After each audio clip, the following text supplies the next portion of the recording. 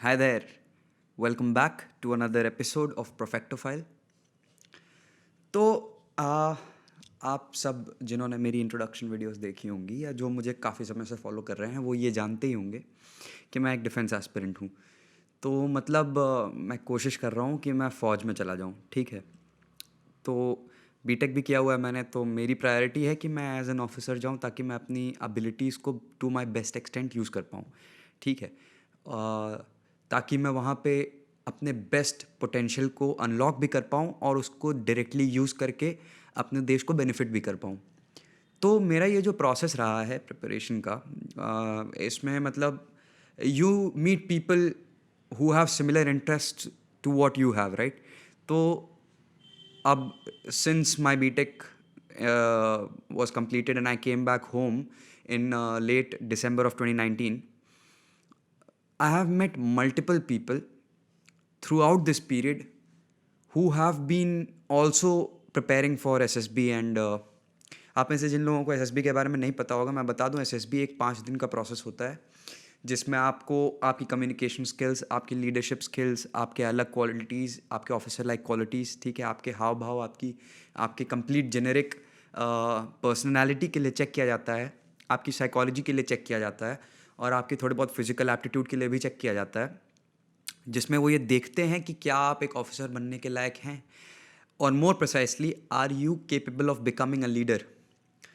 तो इस पूरे प्रोसेस में मैं बहुत लोगों से मिला हूँ, ठीक है। कई मेरी एज ग्रुप में मेरे साथ मेरी एंट्रीज़ में जाने वाले, टीजीसी एंट्रीज़ में जाने वाले, सीडीएस एंट्रीज़ में जाने वाले कई लोग ऐसे मिले हैं जो ज़्यादातर मुझे बहुत बच्चे मिले हैं जो मतलब एनडीए एंट्री में जाना चाहते हैं।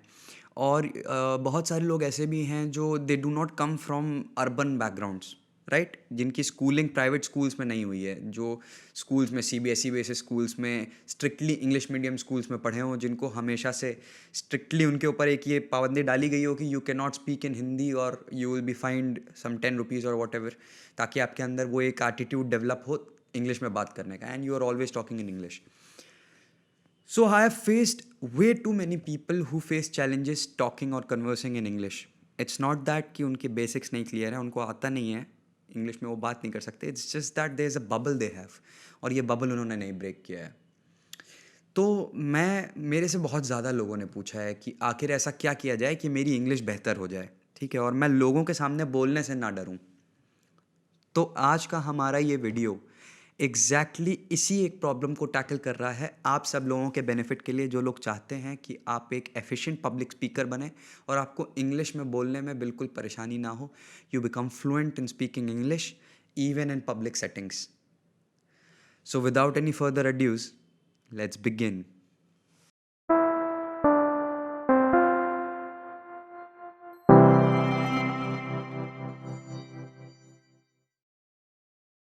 तो हम आज के अपने इस वीडियो के टॉपिक की शुरुआत करते हैं थोड़े से साइंटिफिक बैकग्राउंड से, ठीक है। तो आप में से पता नहीं कितने लोगों को डिसलेक्सिया के बारे में पता होगा. डिसलेक्सिया एक ऐसी डिजीज़ होती है, एक ऐसी बीमारी होती है जिसमें एक आदमी ना वो लैंग्वेज को या रिटन पैटर्न्स को सही तरीके से डिकोड नहीं कर पाता है. इसका मतलब ये नहीं है कि उस आदमी के अंदर कोई विक्षिप्तता है या किसी तरीके की ऐसी प्रॉब्लम है जिसकी वजह से वो अपने कंप्लीट पोटेंशियल को अनलॉक नहीं कर पा रहा है, ठीक है. जैसे for example there are way too many artists and individuals who are extremely capable और आज के डेट में वो बहुत फेमस हैं and they're dyslexic. For example Steven Spielberg. मैंने इनका एग्जाम्पल इसलिए लिया है क्योंकि आप आगे वाले टाइम में देखेंगे, आगे इस वीडियो में देखेंगे कि इसी डोमेन के अराउंड हम रिवॉल्व करेंगे. आपको बहुत ही मज़ेदार तरीके से आपके अंदर के वो एक बबल जो है उसको पॉप आउट करके आपको एकदम प्रोफिशिएंट कर देने पे कि आपको बिल्कुल झिझक ना हो इंग्लिश में बात करने में किसी से. तो ये डिसलेक्सिया की बीमारी में होता क्या है कि आपके दिमाग में न्यूरल पाथवेज होते हैं. तो जो लैंग्वेज रिसेप्शन वाला पाथवे होता है, न्यूरल पाथवे, जो लैंग्वेज को प्रोसेस करता है, जो देख कर लैंग्वेज को अपने दिमाग में डिक्रिप्ट करके आपको आगे की चीज़ें प्रेडिक्ट करके बताता है, जिसकी वजह से आप फ्लुएंटली लैंग्वेज पढ़ते हैं, राइट. जब आप एक सेंटेंस पढ़ रहे होते हैं तो आप पहला वर्ड, चाहे आप हिंदी में प्रोफिशिएंट हो चाहे आप इंग्लिश में प्रोफिशिएंट हो, आपको ये चीज़ समझ में आएगी कि जब आप कोई एक सेंटेंस पढ़ रहे होते हैं, कोई एक वाक्य पढ़ रहे होते हैं, तो उसमें एक शब्द पढ़ने के बाद, एक वर्ड पढ़ने के बाद आपको उसके आगे वाले वर्ड का समवॉट आइडिया लग जाता है. जिसकी वजह से आपकी स्पीड डिपेंड करती है कि आप कितने नाइसली उस आइडिया को लगा पा रहे हैं, कितना प्रिसाइसली आप डिकोड कर पा रहे हैं कि इस सेंटेंस में अगला वर्ड क्या आएगा, ये पहले ही आपके दिमाग में आ जा रहा है। And that is why you are so fluent when reading in English और इन हिंदी। ठीक है, तो इसमें क्या है ना कि आपका जो न्यूरल पाथवे है उस पर्टिकुलर लैंग्वेज को लेके वो बहुत ही वेल डेवलप्ड है और बहुत ही वेल पॉलिश्ड है। उसको आपने बहुत अच्छे से डेवलप किया है, बहुत अच्छे से उसमें प्रैक्टिस की है, वही आप करते हैं, आप आए दिन इंग्लिश में पढ़ते हैं या हिंदी में पढ़ते हैं, तो उसकी वजह से आप उसको बहुत आराम से एक आगे, थोड़ा सा आगे ही परसीव करके आप डिक्रिप्ट कर ले जाते हैं। तो यहाँ हमें क्या करना है ना कि हमें अपने न्यूरल पाथवे को बिल्ड करना है एक इस तरीके से कि वो एक इंग्लिश वाले हेमिस्फेयर को अडॉप्ट कर ले। ठीक है, कि जब कोई चीज़ आप सुन रहे हैं तो आप ये सोच पा रहे हैं कि आगे वो बंदा क्या बोलने वाला है, या जब आप बोलना चाह रहे हैं तो कभी आपको लगता होगा कि आप अटक से जा रहे हैं, आपको अगला वर्ड नहीं मिल रहा है। तो उसका रीज़न यही है कि आपके सारे पाथवेज नहीं डेवलप्ड हैं। रीडिंग के टाइम पे अगर आप अगला वर्ड अपने आप गेस कर ले रहे हैं कि क्या होगा और आपकी स्पीड बढ़ रही है, तो ऑब्वियसली ये आपको स्पीकिंग के टाइम पे भी काम आएगा। आप पहले ही आगे वाला वर्ड सोच लेंगे और उसको डिक्रिप्ट करके बोलेंगे। ठीक है, तो हम इसी चीज़ पे काम करेंगे और बहुत ही मज़ेदार तरीके से। तो आप क्या करिए कि सबसे पहली, सबसे मोस्ट इम्पॉर्टेंट चीज़ कि जो इंग्लिश गाने हैं और इंग्लिश मूवीज़ हैं या इंग्लिश टीवी शोज़ हैं, बहुत सारे हैं, बहुत वैरायटी है। आपको उनमें से जिस भी पर्टिकुलर कैटेगरी की चीज़ें अच्छी लगती हैं, फॉर एग्जांपल आपको साईफाई बहुत अच्छा लगता है, या आपको कॉमेडी बहुत अच्छा लगता है, या आपको हॉरर बहुत अच्छा लगता है, या आपको थ्रिलर बहुत अच्छा लगता है, आप उनमें की मूवीज़ को उठाना शुरू करिए। और सबसे पहली आपकी प्रायोरिटी है कि आपको वो ना, जो हिंदी डब आप ढूंढते हैं ना, आपको उस हिंदी डब वाले बैरियर से निकलना है। ठीक है, इंग्लिश गाने सुनना शुरू करिए, इंग्लिश मूवीज़ इंग्लिश में देखना शुरू करिए। अब ये एक स्टेप वाइज अप्रोच होगा।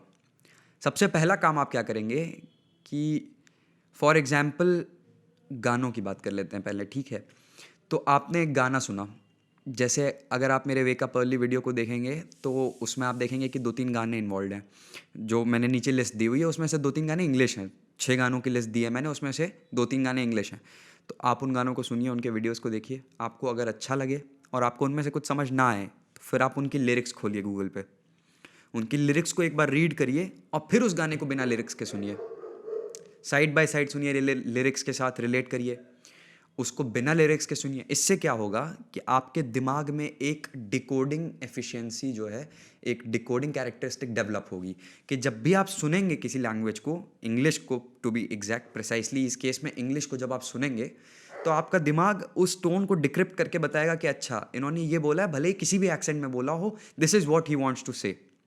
और वो पूरा सेंटेंस एज अ होल आप डिक्रिप्ट करने लगेंगे। तो गाने आप सुनने लगेंगे और आपको बिना बिना उनके लिरिक्स पढ़े आपको गानों की सारी लिरिक्स समझ में आने लगेंगी। ठीक है, यही सेम चीज़ आप करिए मूवीज़ और टीवी शोज़ के साथ। पहले वो मूवीज़ या टीवी शोज़ उठाइए जो आपने ऑलरेडी देख रखी हैं, जिनके बारे में आपको पूरा पता है, प्रॉबेबली हिंदी में देख रखी हैं। ठीक है, आपने उठाया उनको और इंग्लिश में सबटाइटल्स के साथ देखना शुरू किया। अब क्या होगा, जब आप देखेंगे उसको, कुछ कुछ चीज़ें जो आपको नहीं समझ में आएंगी वो आप सबटाइटल्स में पढ़ेंगे।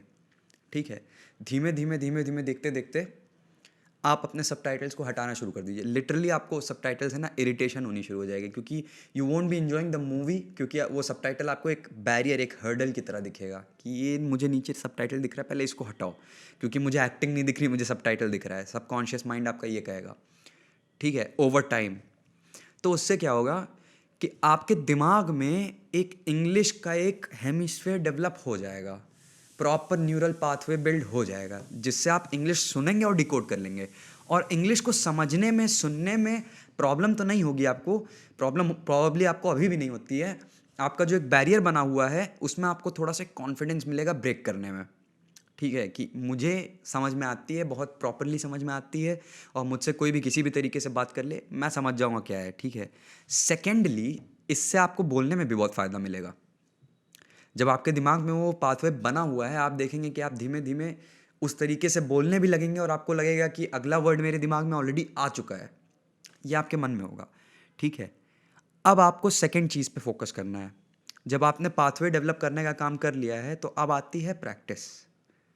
प्रैक्टिस के लिए आपको अपने साथ एक साथी ढूंढना चाहिए, एक आदमी ऐसा ढूंढना चाहिए जिसके साथ आप इंग्लिश में ही बात करें। तो मैं थोड़ा और पीछे ले जाता हूँ आपको अपनी लाइफ में, ठीक है। और मेरे साथ कैसे इंग्लिश डेवलप हुई है मैं ये आपको बताता हूँ, तो इससे आपको पता चल जाएगा कि आप कैसे इसको यूज़ कर सकते हैं और अपनी लाइफ में कर सकते हैं, ठीक है। तो मैं जब बहुत छोटा था, I was in around second grade, first और सेकेंड ग्रेड, तो आफ्टर, तो मैं सुल्तानपुर में था। सुल्तानपुर एक छोटा सा ज़िला है, यूपी के अंदर है। तो मेरे डैड वहाँ पे पोस्टेड थे और मैं वहीं पे मेरी स्कूलिंग हो रही थी। तो that was the school that I was in wasn't strictly English, although it was English medium, it wasn't strictly English speaking। वहाँ पे ज़्यादातर हिंदी में बातें होती थी। यही वो प्रॉब्लम है जो ज़्यादातर लोग फेस करते हैं, ठीक है। और थर्ड में मैं आ गया लखनऊ, वहाँ पे मैं डीपीएस ज्वाइन कर लिया मैंने, right. And this is a strictly English medium school. यहाँ पे तो आप अगर इंग्लिश में बात नहीं कर रहे हैं, इवन बस में इंग्लिश में बात नहीं कर रहे हैं, तो किसी ना किसी को इंचार्ज बनाया गया है कि भाई जो इंग्लिश में बात ना करे उससे 10 रुपये ले लेना, उसको डिफ़ॉल्टर लिस्ट में डाल देना, 10 रुपये ले लेना। तो यहाँ पे अचानक से मेरे ऊपर एक मजबूरी आ गई कि मुझे इंग्लिश में ही बात करना है।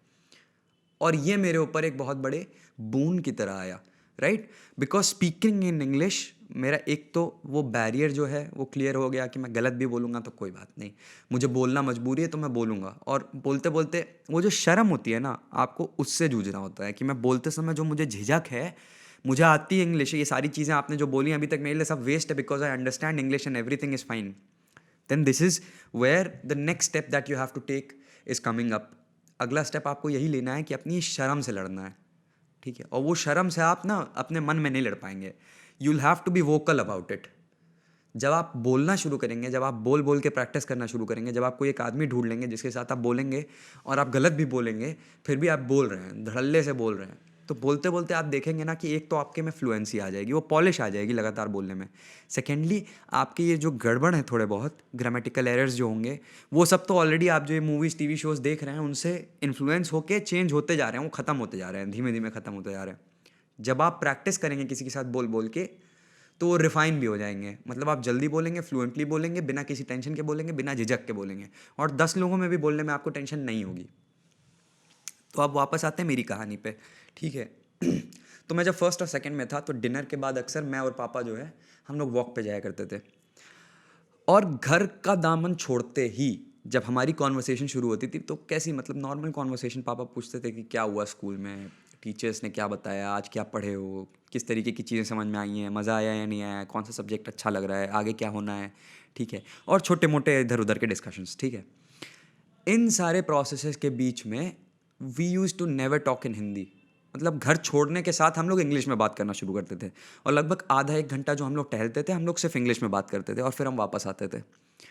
इसमें क्या होता था कि मेरी एज एज अ किड बचपने में ही मेरी प्रैक्टिस होती रहती थी इंग्लिश में बात करने की।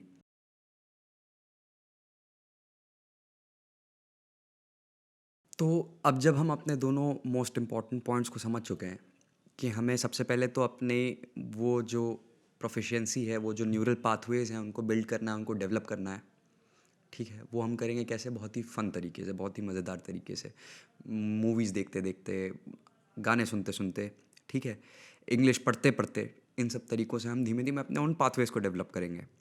फिर उसके बाद आई बात प्रैक्टिस करने की, उस बबल को ब्रेक करने की। तो उस बबल को ब्रेक करने के लिए हमें अपने साथ एक पार्टनर चाहिए जिसके साथ हम बात करके प्रैक्टिस कर पाएँ, ठीक है। अब जब ये दोनों चीज़ें आप करते रहेंगे और आप फ्लुएंसी अपने अंदर लाएंगे, धीमे धीमे आप देखेंगे कि आपको लोगों के बीच में बोलने में हेजिटेशन ख़त्म हो जाएगी, ठीक है। और अगर होती भी है तो ज़्यादा से ज़्यादा लोगों के बीच में बोलिए।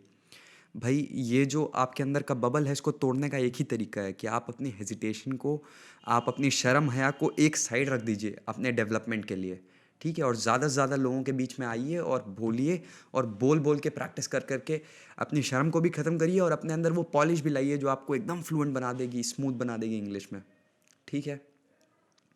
तो आप में से जो सबसे ज़्यादा बच्चे हैं जो मुझसे पूछते हैं कि भैया मैं क्या करूँ, मैं कैसे अपनी इंग्लिश सुधारूँ, ठीक है, आई होप कि आप में से ज़्यादातर लोगों को इस वीडियो से फ़ायदा हुआ हो, ठीक है। और मैं आपकी पूरे रास्ते में मदद करूँगा लगातार आपका कॉन्फिडेंस बिल्ड करने में, आपको to help you put your thoughts out there. जो मुझसे आप पूछते हैं, जो जितने ज़्यादा बच्चों ने मुझसे पूछा है कि भैया कैसे आप लोगों के बीच में बोल लेते हैं और बिना झिझक के बोलते हैं, और आपके अंदर वो कॉन्फिडेंस जो है, तो that is what I will help you with, and I will help you along every step of the way. That is the whole reason why I have created this channel, ठीक है। आप सबकी मदद करने के लिए, अपने एक्सपीरियंसेस और अपने आसपास वाले लोगों के एक्सपीरियंसेस शेयर करके, ताकि आपकी ग्रोथ हो, ताकि हम सबकी ग्रोथ हो, because that is what is the most important thing right now, कि हम सब एक दूसरे को we give back as much as we can so that we can help each and every one of us grow. ठीक है, तो ये जो कॉन्फिडेंस का है, मैं इस पर भी एक वीडियो बनाऊंगा बहुत जल्दी। I will make another video which will help you boost your confidence. ठीक है, और आने वाले जितने वीडियोस बनेंगे उसमें थोड़ा थोड़ा करके मैं आपको इंट्रोड्यूस करता रहूँगा कि ये चीज़ भी करेंगे, ये चीज़ भी करेंगे, तो this will help you boost your confidence. Right now the number one step is to develop that proficiency in your brain. ठीक है, और अपने हेजिटेशन वाली जो फीलिंग है, अपने अंदर जो शर्म वाली फीलिंग है, उससे आप बाहर निकलें और उससे आप उभरें। वो इसी से होगा कि आप किसी एक आदमी को ढूंढें, उनसे बात करें, आप लगातार डेली लगभग 1 से 1.5 घंटा इंग्लिश में ही बात करें, और at the end of the day ज़्यादा से ज़्यादा लोगों के बीच में इंग्लिश में कन्वर्स करने की कोशिश करें। ठीक है, तो आई होप कि मेरा आज का ये वीडियो आपको पसंद आया हो, इससे आपको मदद मिली हो। ठीक है, और आप में से ज़्यादा लोगों को इससे फ़ायदा हो और एक्चुअली वो चेंज आए जो आप अपने अंदर लाना चाहते हैं। अगर ऐसे कोई और टॉपिक्स हैं जिन पे आप चाहें कि मैं डिस्कशन करूं, या फिर कोई सजेशंस हैं जो आप मुझे देना चाहें, तो प्लीज़ उनको नीचे कमेंट्स में डाल दीजिए। हमारे इस वीडियो को लाइक करिए, शेयर करिए उन लोगों के साथ जिनको आपको लगता है कि इस वीडियो की ज़रूरत है, और please subscribe to our channel and tune up for the upcoming videos. तो फिर मिलते हैं। Thank you very much, have a great day and जय हिंद।